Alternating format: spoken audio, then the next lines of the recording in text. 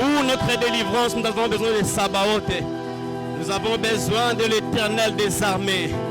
Nous avons besoin de l'Éternel des armées. Nous avons besoin de l'Éternel des armées. Ce n'est pas seulement le Jéhovah Jireh qui délivre, mais bien plus, c'est le Jéhovah Sabaoth. C'est lui qui doit entrer dans nos combats, afin de nous redonner la victoire. Est-ce que tu peux acclamer fortement et royalement l'Éternel Sabaoth? Seigneur, merci de nous faire grâce. Au nom de Jésus, rapidement nous ouvrons nos Bibles dans le livre d'Habakkuk. Habakkuk 2, les deux premiers versets. Habakkuk 2, les deux premiers versets. C'est notre premier texte. Notre deuxième texte après Habakkuk, les deux premiers versets. Habakkuk 2, 1 à 2. Nous aurons Osée 4 et 6. Et ensuite Josué 1, 8. Nous n'allons pas lire tous les textes. Notre texte, c'est pour nous des textes, des devoirs, si je peux me permettre de les lire ainsi, des textes qui vont nous accompagner dans nos moments d'intimité pour que nous ayons de quoi à combler, de quoi maximiser dans sa présence. Je répète, les textes bibliques que nous avons, Habakkuk 2, premier au deuxième verset, premier texte. Deuxième texte, c'est Osée 4 et 6. Troisième texte, Josué 1, 8, c'est le texte que nous connaissons très bien. Quatrième texte que nous allons devoir épingler de lire notre exhortation de ce soir, mais que nous allons devoir peut-être pas trop aller en profondeur, c'est Jean 11, du 39e au 45e verset. C'est l'histoire de Lazare. Et Jean 20, les premiers au 12e verset, ça c'est l'histoire de la résurrection de Christ. Jean 11, 39e au 45e, c'est la résurrection de Lazare. Et puis Jean 20, les 12 premiers versets, c'est la résurrection de Christ. Alléluia. Et enfin, nous allons terminer par Exode. Quelqu'un peut m'aider à dire Exode? Exode 12, nous allons prendre du 29e verset au 36e verset. Exode 12, du 29e au 36e verset. Nous allons ainsi lire notre premier texte. Habakkuk 2, du premier au deuxième verset. Je m'en vais lire. J'étais à mon poste et je me tenais sur la tour. Je veillais pour voir ce que l'Éternel me dirait. Est-ce que je répliquerai après ma plainte? L'Éternel m'adressa la parole et il dit, qu'est-ce que l'Éternel dit?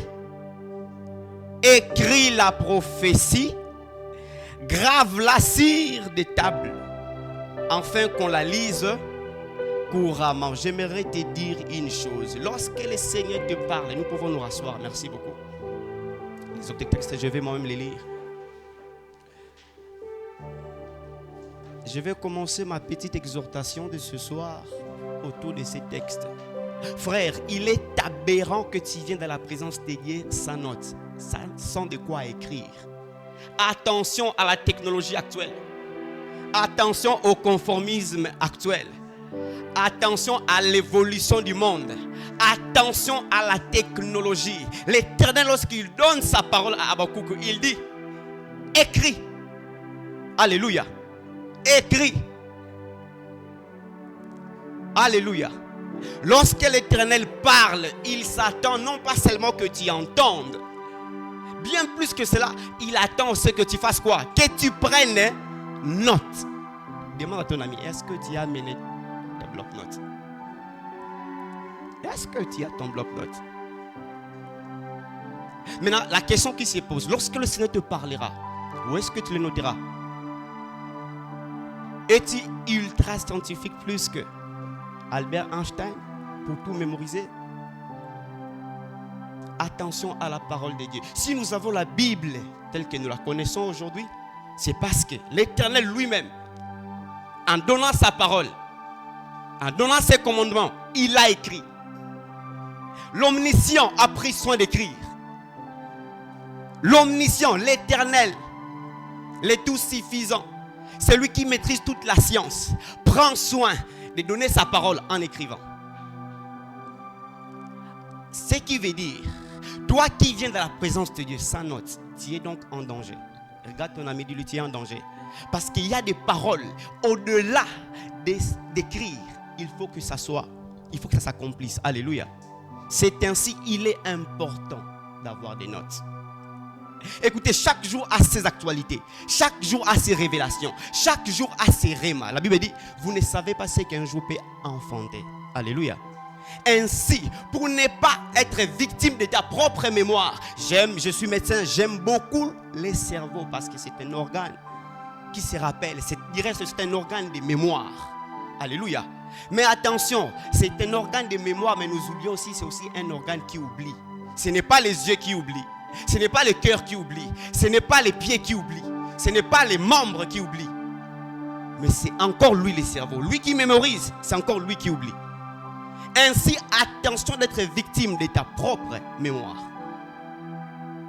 Les premiers pièges que nous avons aujourd'hui, lorsque nous sommes dans la présence de Dieu, lorsque le Seigneur nous parle, nous oublions de prendre des notes. Nous oublions de prendre note. Comment rappellerais-tu à l'Éternel ses promesses? Comment tu sauras évaluer ce que le Seigneur a dit, c'est réellement accompli, si tu n'as pas pris note? Lorsque le Seigneur parle à Habakkuk, il dit clairement, l'Éternel m'adressa la parole et me dit, écris la prophétie. Quand l'Éternel parle, il ne s'attend pas à ce que seulement que tu entendes. Au-delà d'entendre, il attend à ce que tu reçoives ta parole, que tu reçoives sa parole. Écoutez, tu peux entendre la parole de Dieu, mais ne pas les recevoir. Alléluia. Tu peux entendre, mais tu ne les reçois pas. La réception ici, ce n'est pas seulement du point de vue auditif, mais aussi du point de vue, je dirais, cœur, par ton esprit. Plusieurs personnes viennent à l'église et demeurent inchangées. Pourquoi? Parce qu'ils entendent la parole de Dieu, mais ils ne les reçoivent pas dans leur cœur. Alléluia. Au-delà de recevoir, il faut les pratiquer. Alléluia. J'aimerais ainsi poser une première vérité. Frère, il est aberrant que nous venions dans la présence de Dieu alors que nous savons que l'Éternel parle, que nous n'ayons pas de quoi noter. Si le Seigneur te parle aujourd'hui, il te parle de demain, il te parle après-demain, il en est à 365 jours. Vas-tu mémoriser chaque parole que le Seigneur va te dire, va te donner pendant 365 jours? Es-tu vraiment sûr de ta mémoire? Sachant que tu n'as pas seulement des préoccupations ecclésiastiques, tu ne viens pas qu'à l'église, tu as aussi une profession, tu travailles, tu dois aussi t'occuper de ta famille, tu dois être stable dans la société. Vas-tu concentrer toutes ces paroles sans oublier?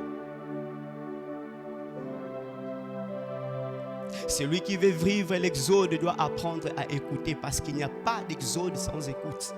Et il n'y a pas d'exode sans réception de ce que tu as écouté. Et il n'y a pas de réception d'exode sans l'avoir pratiqué. La parole, lorsque Dieu libère sa parole, écoutez, il ne parle pas en vain. Il attend ce que ça s'accomplisse. Alléluia. Car il est écrit, le Seigneur, lorsqu'il parle, sa parole, avant que sa parole ne retourne près de lui, il faut que ça accomplisse l'effet pour lequel elle a été libérée. Alléluia. Mais comment tu sauras évaluer que la parole de Dieu s'est accomplie?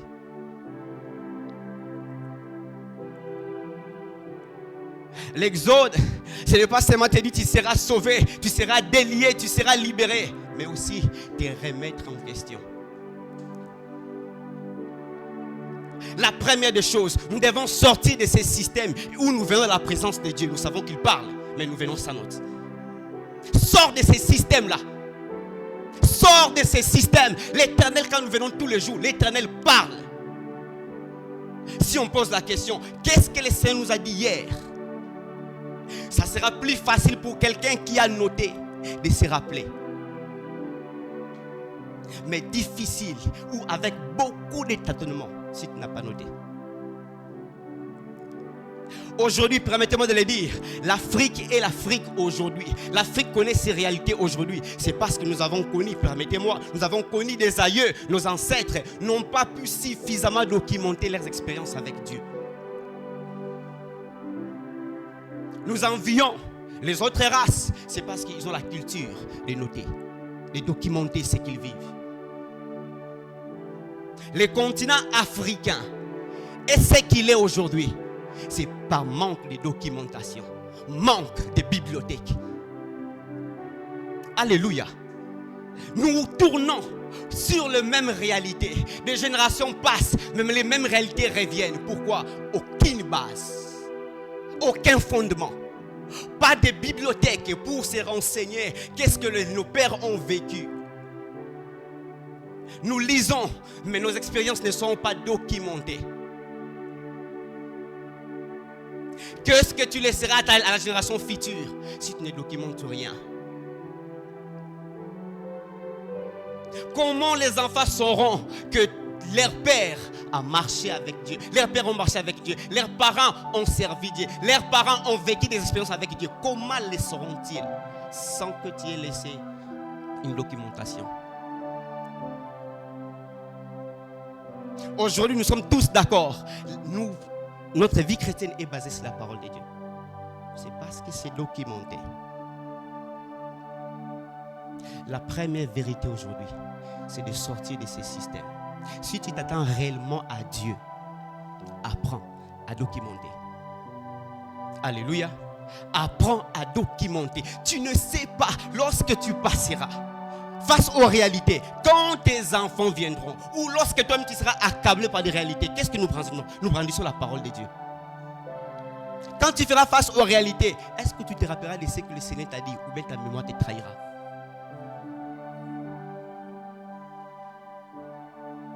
Premier système, première vérité, apprends à sortir. Évite d'être charismatique quand tu viens dans la présence de Dieu. Évite d'être charismatique. Évite de jouer les savants. Tu es devant l'omniscient. Évite de jouer les savants. À chaque fois que le Seigneur a parlé à ses serviteurs, il leur a demandé de noter. Alléluia. Évitons d'être des chrétiens modernes, des chrétiens Bluetooth, des chrétiens Android, des chrétiens d'iPad. Apprenons à documenter. Apprenons à documenter. Apprenons à documenter. Frère, on dit souvent, si tu veux cacher une richesse, un Africain, tu le mets où? Pourquoi? Celui qui se documente est toujours différent, a plus de connaissances. Frère, sœur, tu n'auras jamais une vie qui va au-delà de ta connaissance. Alléluia. Tu n'auras jamais une vie qui va au-delà de ta connaissance.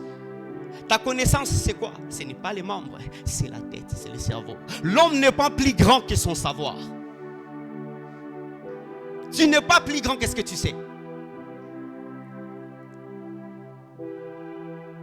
Et du reste, c'est même difficile, c'est que tu sais que tu atteins le niveau de ton savoir. C'est un peu difficile. Tu connais beaucoup de choses, mais peut-être que ta vie ne reflète pas ce que tu connais exactement. Maintenant, imagine que tu sois en déficit de connaissances.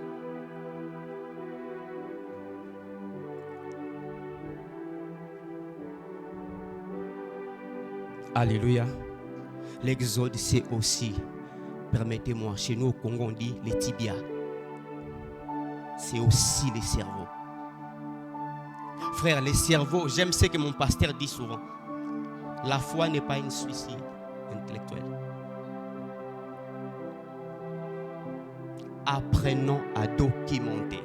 Apprenons à documenter. À partir d'aujourd'hui, prends une résolution. Toutes tes expériences que tu vivras, que ça soit documenté. Tu peux regarder ton voisin et lui documente. Regarde ton voisin et lui documente. Non, dis-lui sérieusement documente. Si l'Éternel parle à ses prophètes, il dit écris-les. Dis-lui documente. La première des choses, sors donc de ces systèmes. Pourquoi j'insiste? Parce que tu évalueras Dieu si tu marches avec un Dieu réel, ce n'est pas de ce qu'il t'a dit. Alléluia. Alléluia. Deuxième texte. Osée 4, 6.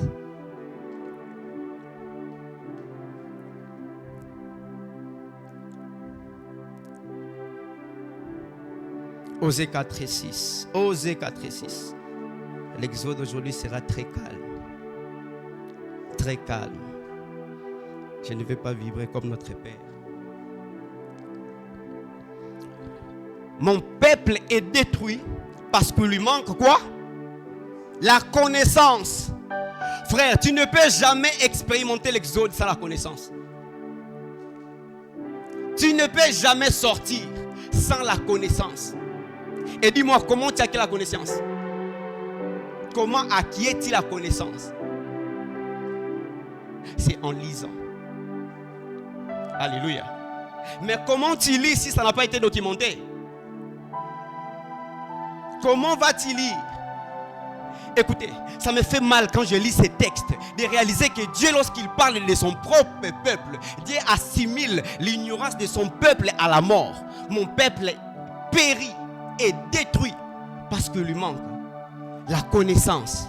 Ce n'est pas le diable qui parle, c'est Dieu qui parle. C'est Dieu qui parle. Dieu reconnaît donc non pas un peuple étranger, mais son propre peuple meurt parce qu'il lui manque quoi? La connaissance.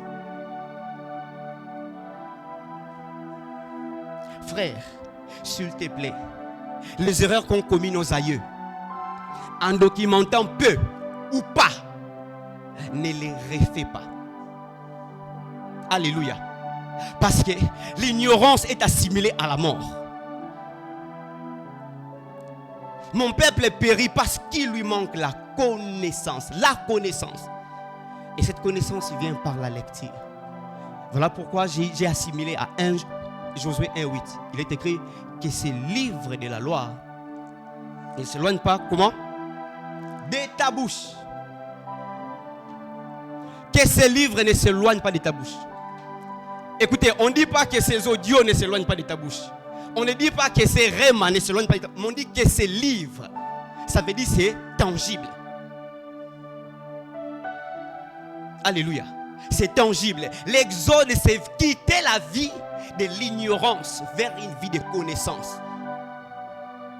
Alléluia. Frères, évitons de venir de la présence de Dieu sans avoir de quoi à noter. Aujourd'hui, nous sommes devenus des chrétiens qui se déambulent, des chrétiens qui tâtonnent. Pourquoi? Parce que nous passons très peu de temps à lire la parole de Dieu. Et donc, nous sommes ignorants. Voilà pourquoi nous jouons dans beaucoup de secteurs.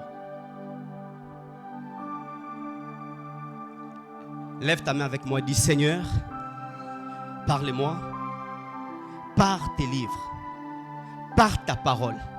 Seigneur, sors-moi de cette connaissance qui croyait que je pouvais tout mémoriser. Apprends-moi à documenter, afin de laisser un héritage à ma génération future. Amen. Ça sera très calme aujourd'hui. Apprends à documenter. Alléluia.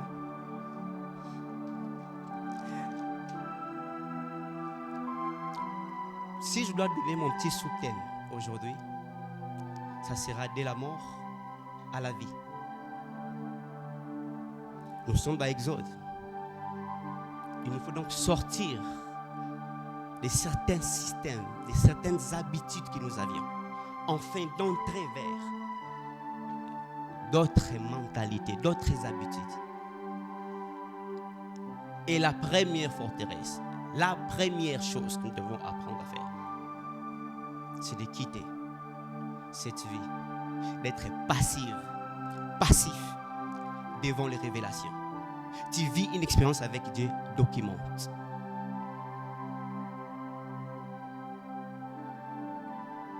Je sais pourquoi j'insiste. C'est parce que c'est un héritage que tu vas laisser à ta postérité. Alléluia. Josué 1, Osée 4 et 6 dit: mon peuple périt parce qu'il lui manque la connaissance. Puisque tu as rejeté la connaissance, je te rejetterai et tu seras dépouillé de mon sacerdoce. Frère, tu penses pouvoir être serviteur de Dieu? Tu penses que tu as le sacerdoce de Dieu? Dis-moi, qu'est-ce que le Seigneur t'a dit? Montre-moi ce que le Seigneur t'a dit. Puisque tu ne documentes pas, puisque tu es ignorant, le sacerdoce qui est sur toi, sera comment? Dépouillé. Ce n'est pas par les diables. Non. C'est l'Éternel lui-même qui te juge. Prêtez-moi les termes. Incompétent. Il retire donc son savoir. Alléluia. Ça sera calme. Tu es serviteur, servante de Dieu. Montre-nous tes expériences avec Dieu. Montre-nous. Comment croire à ton Dieu s'il n'y a pas de référence claire? Tout le monde peut dire. Tout le monde peut raconter. Mais comment les certifier? Si tu as vécu des expériences en l'an 2000, tu nous sortiras un cahier un peu vieux et on verra les dates. Alléluia. Et on verra et on les certifiera. Je veux que tu comprennes la manière dont tu sers Dieu.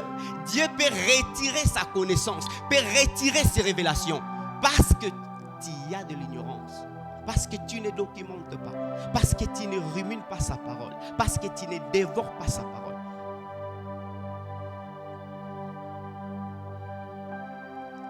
Ça ne se limite pas là. Toujours oser. 4 et 6. Tu seras dépouillé de mon sacerdoce puisque tu as oublié la loi de Dieu. J'oublierai aussi. Est-ce que vous êtes avec moi? Vous oublierez aussi. Vous imaginez donc ton ignorance met en péril ta postérité. Ce n'est pas quelqu'un d'autre qui dit, c'est l'Éternel lui-même qui dit, j'oublierai tes enfants. Tu penses que tu as la connaissance de Dieu, où est-ce que tu l'as documenté? Puisque tu es ignorant, je te dépouille, non pas seulement toi, je te dépouille de mon sacerdoce, mais aussi ne pense pas qu'après ton départ, moi Dieu, je prendrai soin de tes enfants. L'Éternel lui-même se promet d'oublier tes enfants. Et donc tu comprends que l'ignorance met en péril ta postérité. Ce n'est pas parce qu'elle vient du diable, mais c'est parce qu'elle vient de Dieu. Alléluia. Quelqu'un aime-t-il ses parents, aime-t-il sa progéniture? Qu'il préserve sa progéniture en cherchant la connaissance. En cherchant la connaissance. Frère, la Bible dit clairement, mon peuple périt. Dans quel domaine? Toi-même tu sais, tu as besoin de changer de système. Tu as besoin d'exode. Est-ce que suffisamment tu as des connaissances sur ces domaines? Parce que généralement les domaines qu'on maîtrise, c'est les domaines où on réussit. Généralement. À moins la grâce de Dieu. Et même si la grâce de Dieu y est, la Bible dit à la fois il faut ajouter la connaissance. Alléluia. Comment distinguer les vraies et les mauvaises églises? C'est sur base de la parole. N'allez pas loin. C'est pas les œuvres, c'est pas ce qu'ils manifestent, c'est pas l'onction. Détrompez-vous. C'est la parole.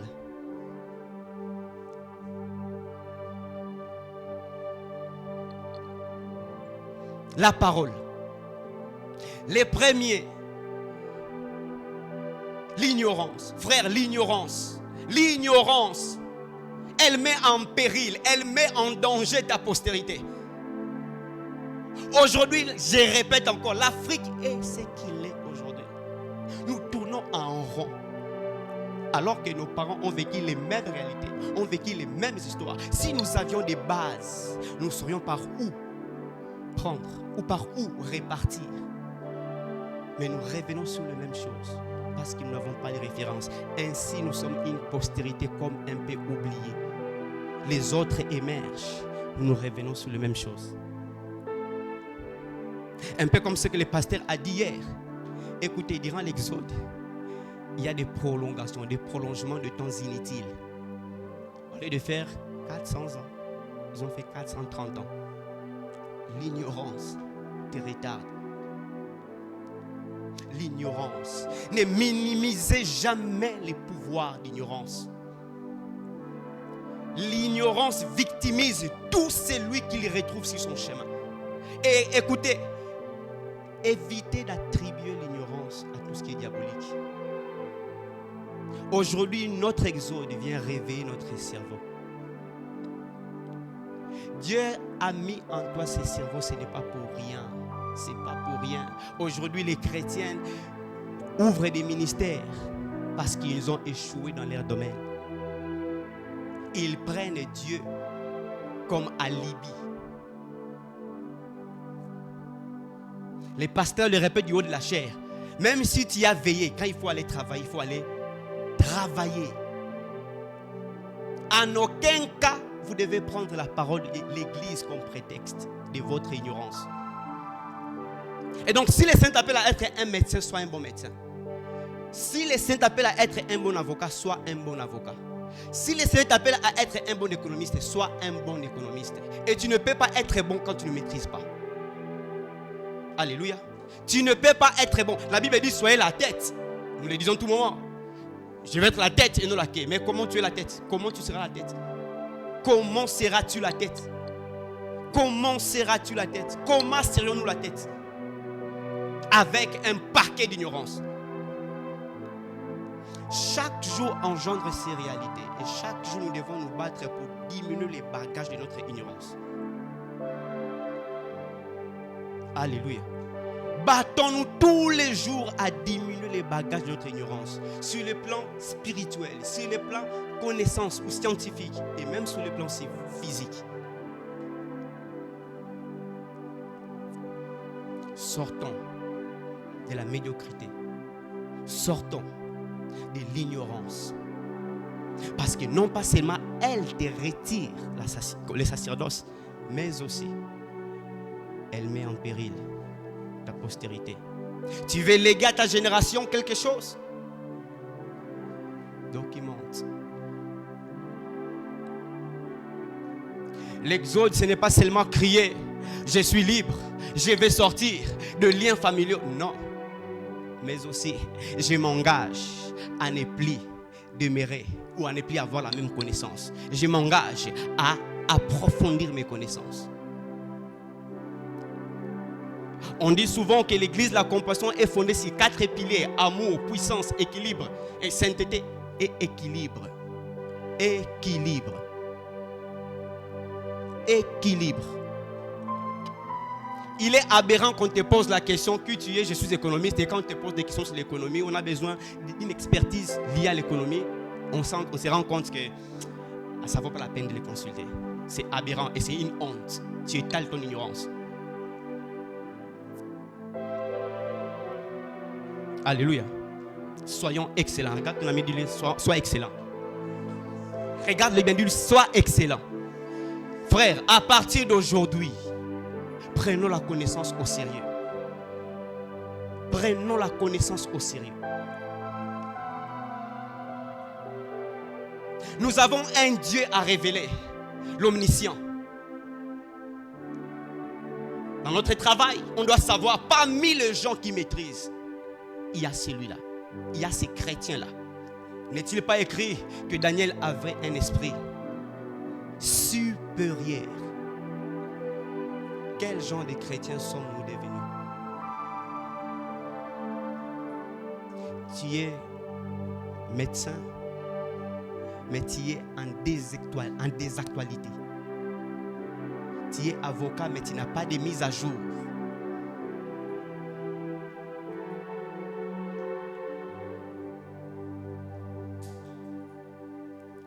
Exode, c'est sortir de l'ignorance. Car l'ignorance a des conséquences bien pires que tu imagines.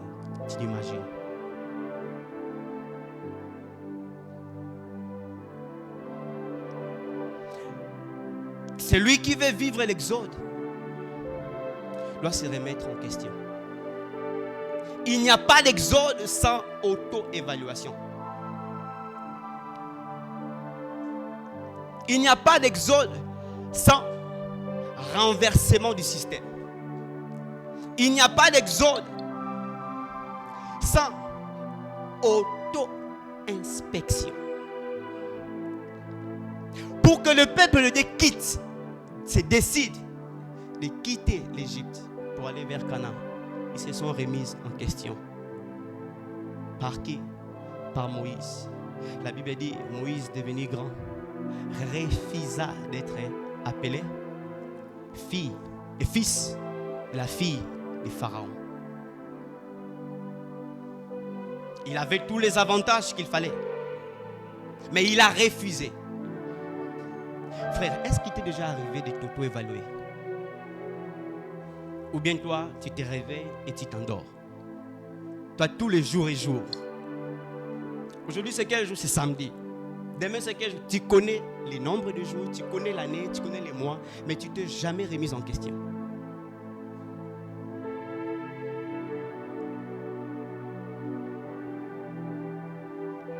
Il n'y a pas d'exode sans remise en question.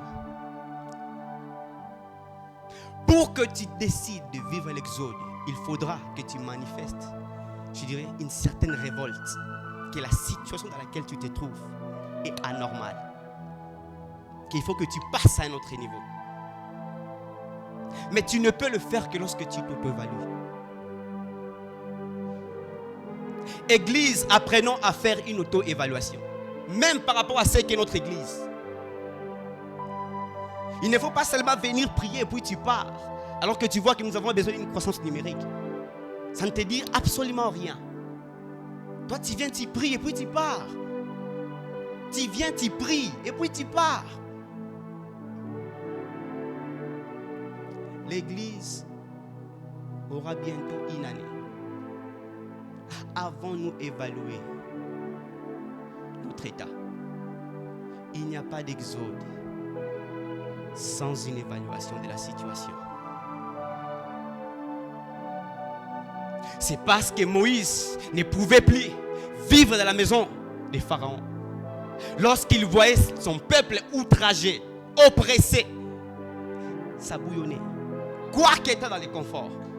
Les conforts de Moïse étaient devenus inconforts à cause de l'auto-évaluation.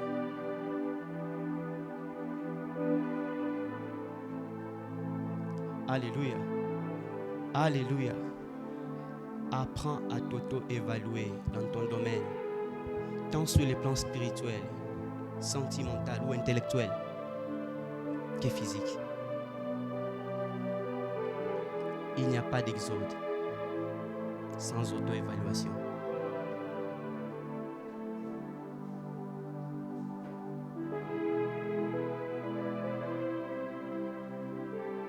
Il n'y a pas d'exode sans renversement du système. Si tu veux vivre l'exode, frère, le système dans lequel tu te trouves, tu dois complètement le laisser. Ça veut dire la pauvreté dans laquelle tu te trouves. Ça doit tellement te révolter que tu te décides de ne plus vivre dans la pauvreté. Alléluia. Il n'y a pas d'exode sans renversement du système. Je te demande, je te pose une question.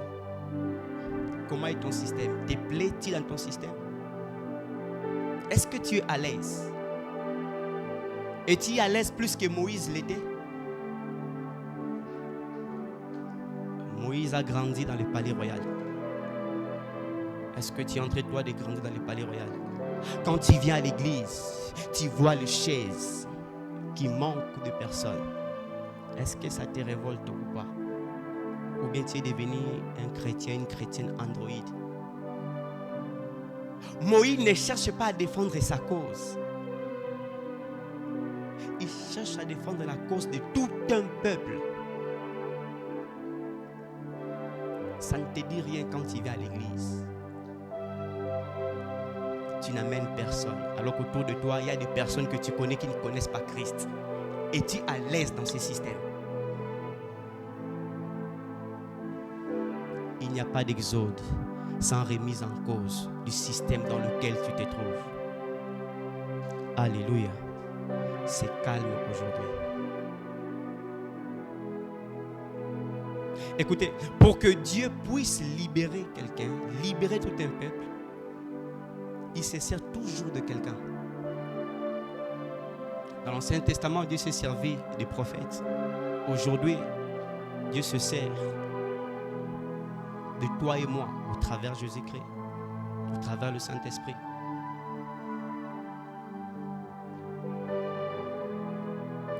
n'y a pas d'exode sans remise en question du système dans lequel tu te trouves.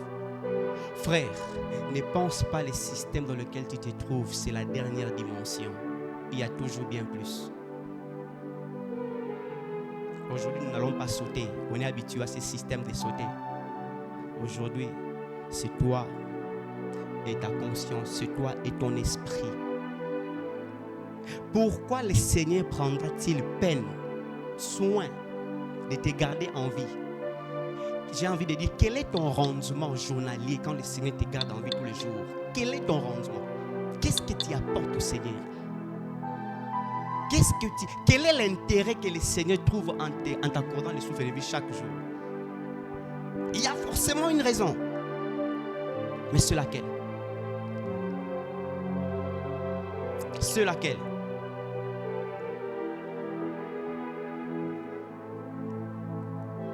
Il n'y a pas d'exode sans la foi. Alléluia. Quelqu'un peut m'aider à dire la foi?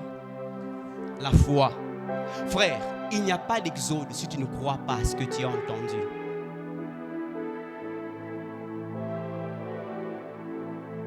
Il n'y a pas d'exode. J'aime ce que mon père spirituel dit souvent. Écoutez, Dieu n'a pas une langue, Dieu a un langage. Hier, il a parlé, derrière les sensations de Moïse, c'est caché les objectifs de Dieu pour libérer son peuple. Il n'y a pas d'exode sans la foi. Celui qui veut vivre l'exode doit savoir que ces déplacements, parce qu'exode veut dire sortir, ces déplacements, cet exode, cette délivrance, cette sortie, c'est fait par la foi.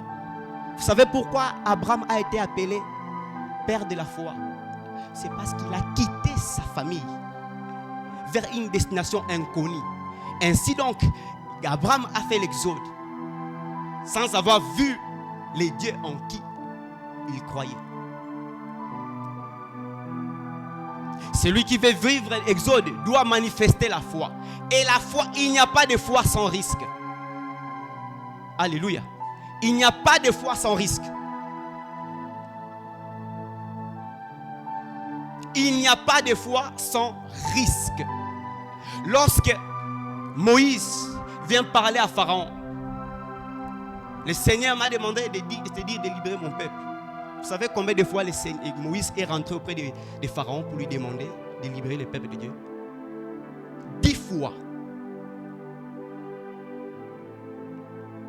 10 fois Moïse est rentré. Et les 10 fois symbolisent les 10 fléaux.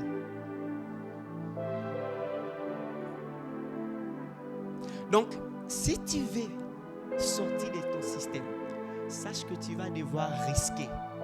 Et c'est bien de risquer avec Dieu. Je préfère risquer avec Dieu que de me contenter de ma situation. Aujourd'hui, c'est parce qu'il nous manque la connaissance qu'on n'est pas prêt à risquer. La Bible dit, ceux du peuple qui connaîtront leur Dieu agiront avec fermeté. C'est du peuple qui connaîtront agiront avec fermeté. Tu sais pourquoi tu n'agis pas avec fermeté? C'est parce que tu ne connais pas Dieu. Tu risques de commencer cette affaire que Dieu t'a mis à cœur. C'est parce que tu ne connais pas Dieu. Tu penses pouvoir le connaître, mais quand l'exode arrive, quand le moment d'exode arrive, tu te rends compte, non, ce n'est pas le moment. C'est toi qui procrastines à tout moment. C'est toi qui reportes ton exode à tout moment. Toi et moi, disons-nous la vérité. Est-ce que le Seigneur ne t'a jamais soufflé quelque chose à faire? Est-ce que tout ce que le Seigneur t'a soufflé, est-ce que c'est ce que tu as fait? Et pourquoi? Et généralement, là où c'est plus risqué, c'est là où on fuit. Là où on est très à l'aise, on maîtrise, c'est là où c'est ce qu'on fait. Et généralement, ça n'impacte pas grand chose. Il n'y a pas d'exode sans la foi. Il n'y a pas d'exode sans la foi.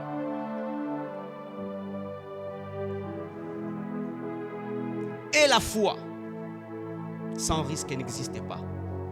Parce que la foi, c'est une folie. Tu veux me dire que tu as la foi? Parle-moi de ce que tu as fait. Ce dont tu me parles et que tu n'as pas maîtrisé tous les paramètres. C'est ça. Moïse en alla libérer le peuple de Dieu. Le peuple d'Israël n'avait pas tous les paramètres. Il a seulement entendu, il a cru et il s'est présenté. Toi, tu veux que le Seigneur te donne tous les détails. Et même quand tu as tous les détails, tu n'es pas encore dans les ultra détails. Même quand tu as l'ultra détail, tu n'es pas encore dans les nano détails. Même quand tu as les nano, tu n'es pas encore dans les femto détails. Tu veux maîtriser tout. Écoutez, Dieu ne te dira pas toujours tout. Sans la foi, il est impossible d'être agréable.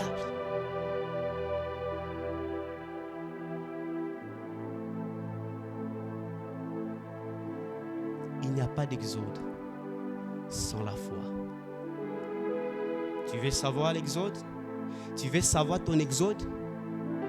Qu'est-ce qui te fait peur? Mais tu es sûr que tu as entendu. Fais.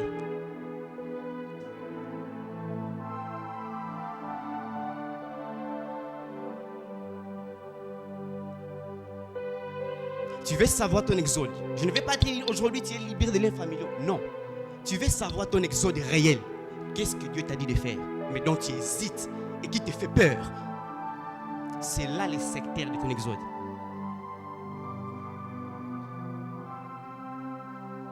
Qu'est-ce que Dieu t'a demandé de faire? Peut-être que Dieu t'a demandé, pendant que tu es passé, d'aller prier pour ces fous-là. Toi-même, tu te dis, non, ça, ce sont mes pensées. Ça, ce sont mes pensées. C'est pas, Dieu ne peut pas faire ça. Tu évalues les dangers. Je veux dire, tu te dis, si je vais rentrer en un seul morceau, il ne faudra pas que je cherche palabre là-bas. Mieux vaut que je taille ma route, que je trace ma route, alors que c'est là que Dieu t'attend. Tu veux savoir ton exode réel?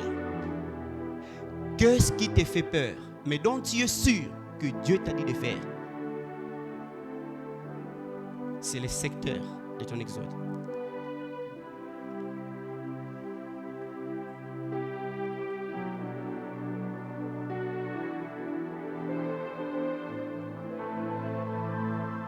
Alléluia. Quelqu'un peut m'aider à acclamer fortement le Seigneur?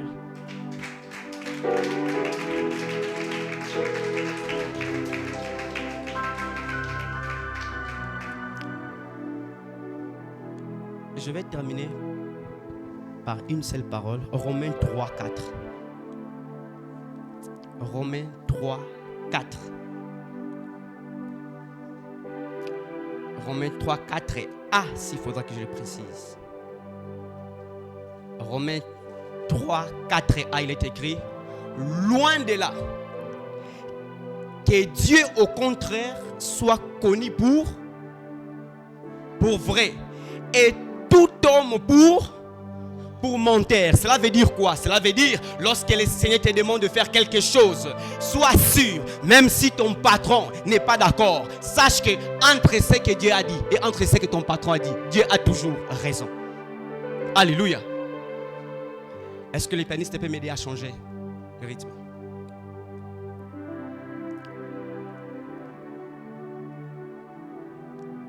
Loin de là,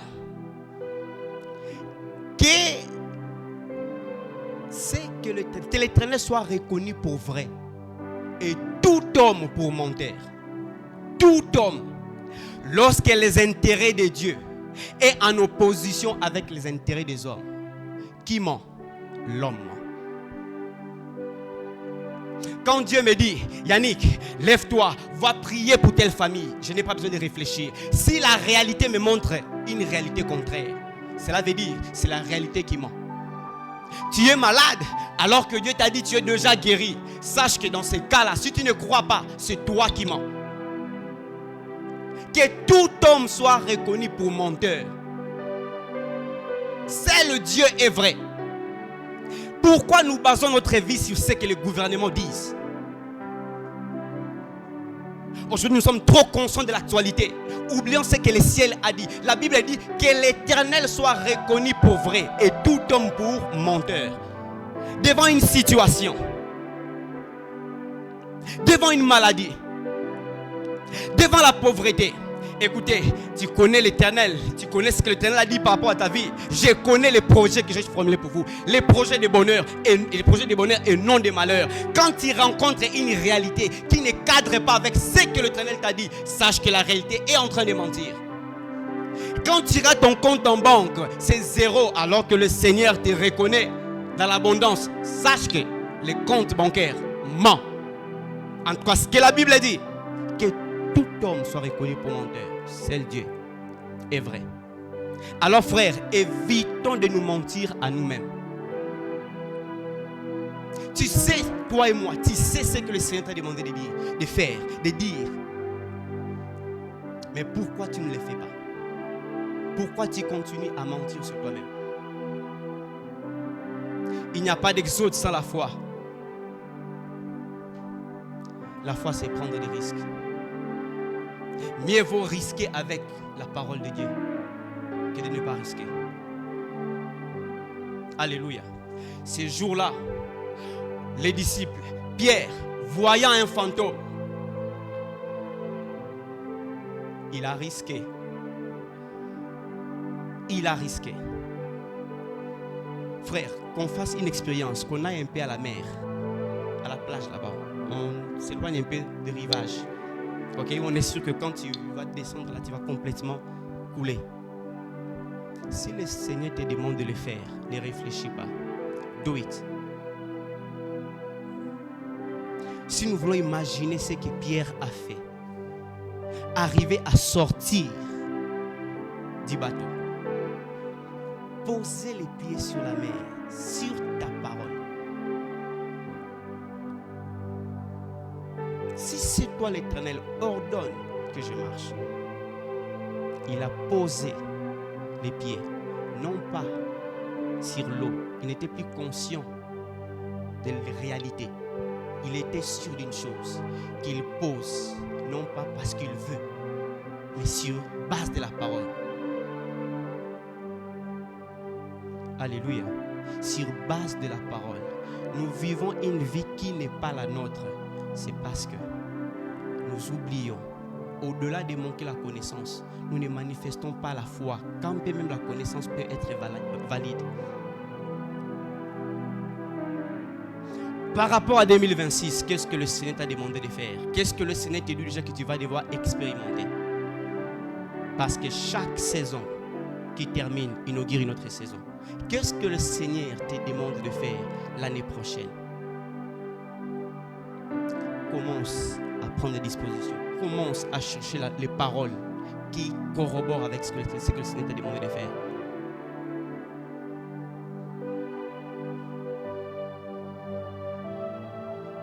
Est-ce que tu peux te résoudre de prendre une décision, de lire la parole de Dieu, de Genèse à l'Apocalypse, en l'an 2026, et tu verras ce que le Seigneur peut faire. Parce que là, tu auras fait l'exode. Tu auras réduit ton ignorance. Évitons d'être des chrétiens oisifs, sans parole, on vient, on prie. On aura une vie normale. Une vie où nous serons aussi matés par les principautés. Et ainsi, on va donner beaucoup de travail au pasteur. Et ainsi, on va revenir sur les mêmes choses. C'est comme si on cherchait à remplir un vase troué. Un vase qui n'a pas de soubassement de la parole. Ainsi, le pasteur va ultra transpirer. Mais après, tu vas revenir encore. Tu vas épuiser l'homme de Dieu. Et tu vas revenir encore. Alors que si toi-même, tu as la parole comme soubassement, cette parole-là te donne la foi. Il y a des choses que tu n'auras plus besoin de venir voir les pasteurs. Parce que tu crois. Parce que la parole te fait croire. L'exode d'aujourd'hui, c'est vers la connaissance. Tu es en train de vivre ces réalités. C'est parce qu'il te manque la connaissance.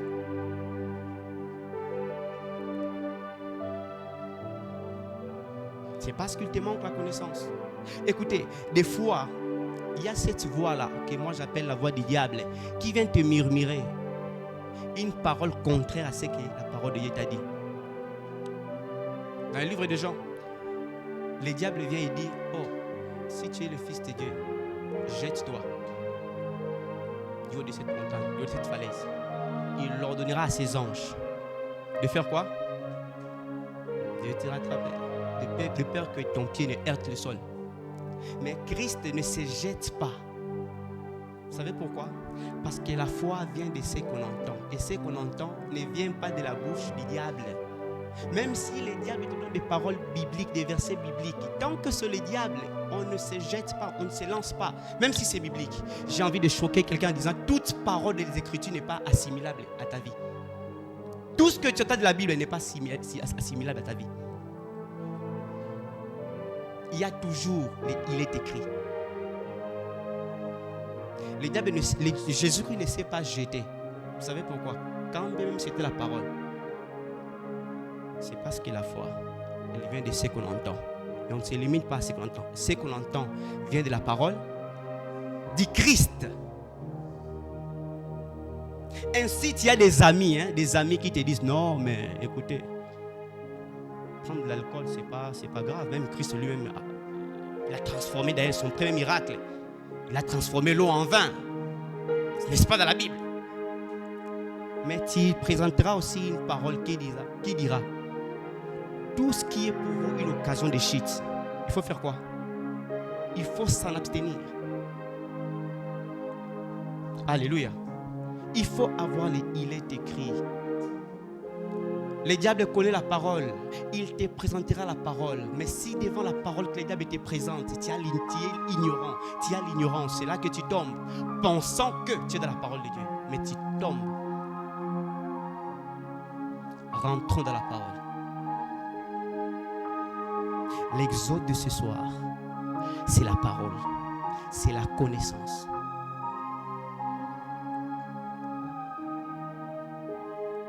Je clôture avec Colossiens 1:8.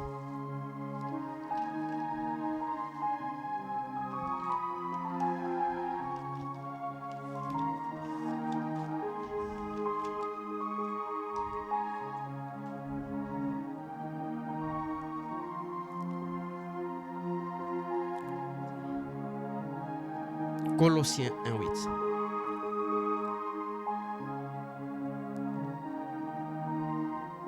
Donc Colossiens 1:18, sorry. Colossiens 1:18, il est écrit, il est la tête du corps de l'Église, il est le commencement, les premiers d'entre les morts, afin d'être tout en tous les premiers.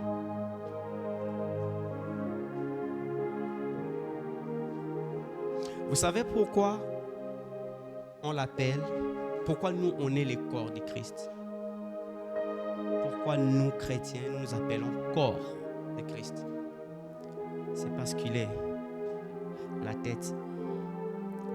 Et la tête, si tu as la même anatomie que moi, c'est là que se trouve le cerveau.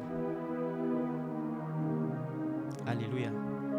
Si tu as la même anatomie que moi, c'est dans la tête que se trouve la parole. Ou mieux, la bouche. Alléluia. Si tu as la même anatomie que moi, c'est dans la tête que se trouvent les yeux pour voir. Alléluia. Si tu as la même anatomie que moi, c'est dans la tête que se trouvent les oreilles pour entendre. Si tu as la même anatomie que moi, c'est dans la tête que se trouve les nez pour sentir. Si tu as la même anatomie que moi, c'est toujours dans la tête que se trouve la langue pour goûter. Si encore tu as la même anatomie que moi, c'est dans la tête que se trouve la peau, l'organe qu'on appelle le toucher. Tous les organes des sens se retrouvent dans la tête. C'est pas pour rien que Christ est la tête. C'est pas pour rien que c'est le cerveau qui contient la tête. C'est pas pour rien qu'il s'appelle la parole. C'est pas pour rien. Écoutez, toi tu veux être... Je te pose une question, désolé. Tu es le corps de quelle tête?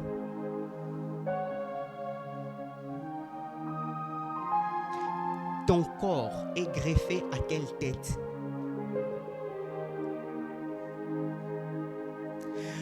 En tout cas, si tu t'appelles chrétien et que Christ est la tête, c'est aberrant que la tête commande au cerveau de bouger, ou la tête commande aux membres de bouger et que les membres ne bougent pas. Si je bouge comme ça, c'est parce qu'il y a des informations qu'on appelle un flux nerveux qui quittent. Bref, il y a les commandements. Les centres de commandement, c'est dans la tête. Si je bouge, c'est parce que le cerveau ordonne aux membres de bouger. Alléluia. Et toi, tu es le corps. Et de quelle tête? C'est par là que nous allons clôturer ce soir. Avant de clôturer, je vais juste te poser un dernier acte. Parce que le Seigneur m'a demandé de le faire pendant que je préparais ces instants.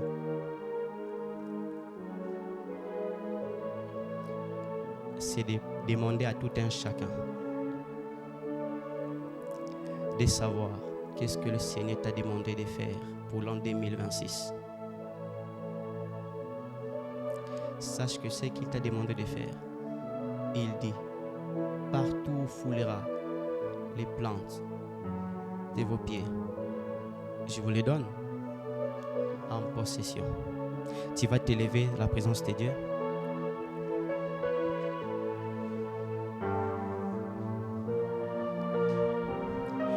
Puisque partout foulera les plantes de votre pied, il te les donne en possession.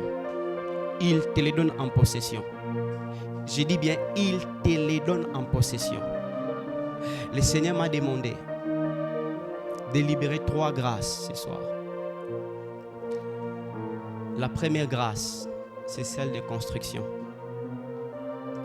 Mieux, celle de devenir propriétaire. Tu es locataire, tu veux devenir propriétaire, il y a cette grâce ce soir. La deuxième grâce que le Seigneur m'a demandé de libérer, c'est celle du mariage. Tu veux devenir marié, ton exode ainsi c'est de quitter le statut célibataire vers un statut marital pour devenir marié. Il y a cette grâce dans le calme. Troisième grâce, c'est la grâce ministérielle. Et c'est particulièrement pour des hommes qui ont payé les prix. Tout celui, c'est dans le calme, tout celui qui veut devenir propriétaire va prendre quelque chose qu'il a. Mieux, va prendre l'argent, qu'il mette l'argent sur le sol et qu'il marche dessus. Ton propre argent, tu ne l'amènes pas ici, ton propre argent. Piétine ça. Parce que il est écrit, partout foulera les plantes de votre pied, il vous les donne. On n'acquiert pas un terrain sans argent. On ne construit pas sans argent. C'est ce que le Seigneur m'a demandé de faire. Tout celui qui se sent concerné par cette parole, tout celui qui a la foi, qu'il prenne son argent, qu'il marche dessus. Je nous donne 15 secondes avant que je n'ai pris complètement. Papa Noël, donne-moi une bonne atmosphère. Papa Noël, donne-moi une bonne atmosphère. Atmosphère de prière. Atmosphère de prière. Atmosphère de propriétaire. Atmosphère des propriétaires. Atmosphère des bailleurs. Atmosphère des propriétaires. Ton exode, il n'y a pas d'exode sans dépouillement. Il n'y a pas d'exode sans dépouillement. Il n'y a pas d'exode sans dépouillement. Il n'y a pas d'exode sans domination. Il n'y a pas d'exode sans domination. Il n'y a pas d'exode sans domination. Quelqu'un s'est levé-il devenir propriétaire, qu'il se mette à parler, qu'il parle sur ta parole, puisque tu as dit, ce soir, partout foulera les plantes de mon pied, je vous les donne en possession. Seigneur, sur mes plantes de pied, je dépose l'argent. Sur mes plantes de pied, je dépose l'argent. Sur mes plantes de pied, je dépose l'argent. Sur mes plantes de pied, je dépose l'argent. Sur mes plantes de pied, je dépose l'argent. Sur mes plantes de pied, je dépose l'argent. Seigneur, je le fais sur base de ta parole. Je le fais parce que tu me l'as dit. Je le fais parce que Seigneur, je crois. Je n'ai pas besoin, oh Dieu, de voir, mais j'ai besoin de croire que je deviens propriétaire parce que tu me l'as montré, parce que tu me l'as demandé, parce que tu veux que j'exerce ma foi, parce que partout foulera les plantes de mon pied, tu me les donnes en possession.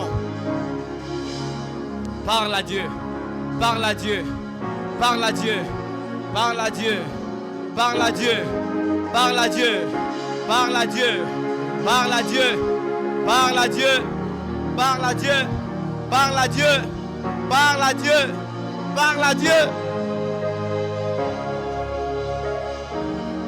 Penses-tu que c'est dans les projets de l'Éternel que tu sois locataire à vie?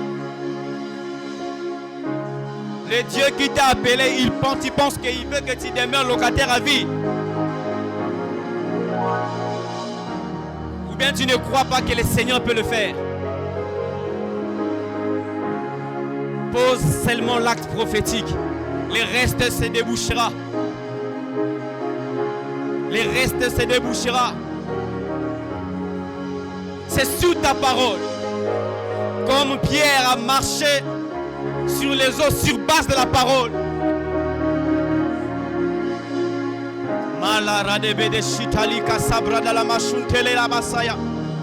C'est sur ta parole.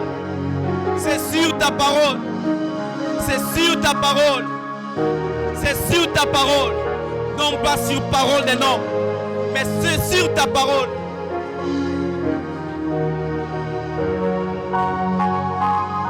C'est sur ta parole.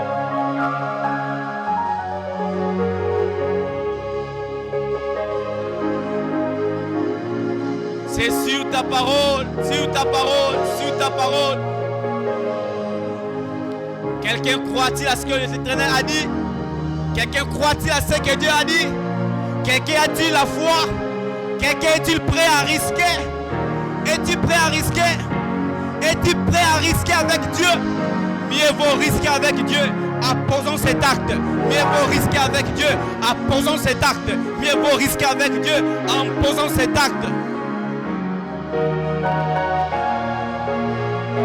Je suis appelé à être propriétaire en 2026. La foi, c'est risqué. Je suis appelé à devenir propriétaire en 2026. La foi prend des risques. La foi prend des risques. Active ta foi. Active ta foi.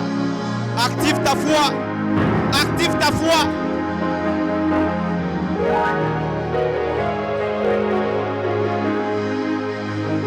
Active ta foi.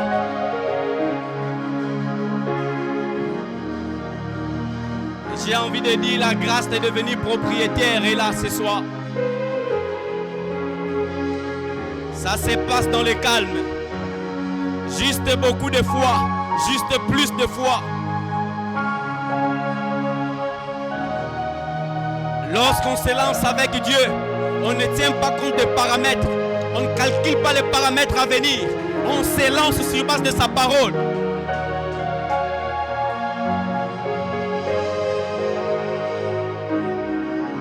Je ne cherche pas à connaître d'où viendra l'argent. Tout ce que je sais, je pose l'acte prophétique. Comment cela se fera-t-il n'est pas mon problème, n'est pas mon apanage. Le mien, c'est ainsi soit-il.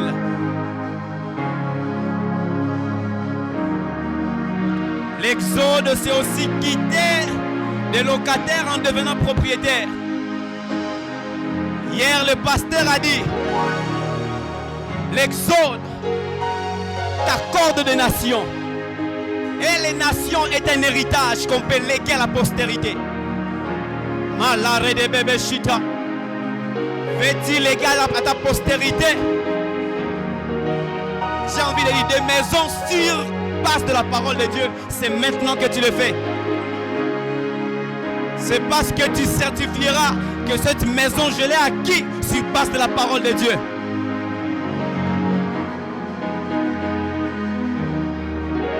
C'est sur base de sa parole.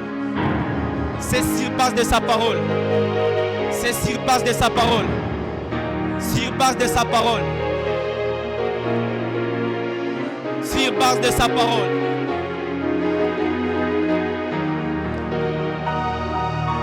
Il me reste un total de 5 minutes pour clôturer, pour laisser le micro.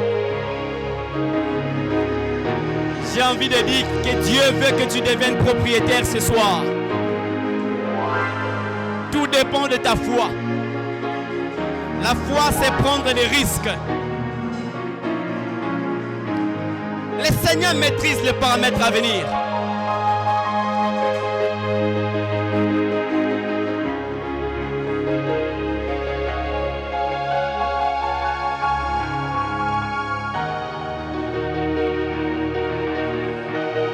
Deuxième grâce de ce soir, c'est la grâce du mariage.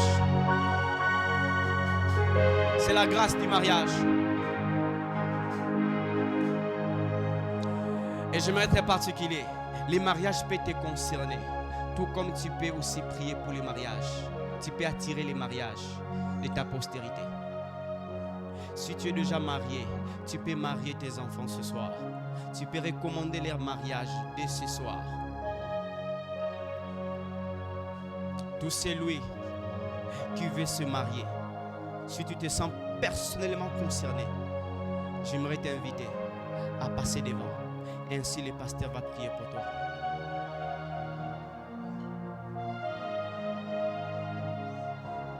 Tu veux te marier.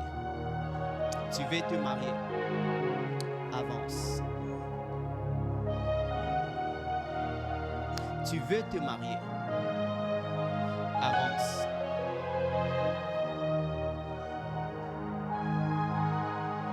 Tu veux te marier. Viens prendre ton mariage. Écoutez, ce n'est pas un tabou que tu t'avances parce que tu veux te marier. C'est normal. Il est écrit, l'homme quittera son père et sa mère, s'attachera. C'est donc dans la parole ce que tu fais. C'est dans ton plein droit de te marier. C'est dans ton plein droit de te marier. Ce que tu fais n'est pas à l'encontre de la parole de Dieu. Est conforme à ce que la parole de Dieu dit. Il me reste 3 minutes. Viens prendre ton mariage ce soir. Viens prendre ton mariage ce soir. Viens prendre ton mariage ce soir. Viens prendre ton mariage ce soir.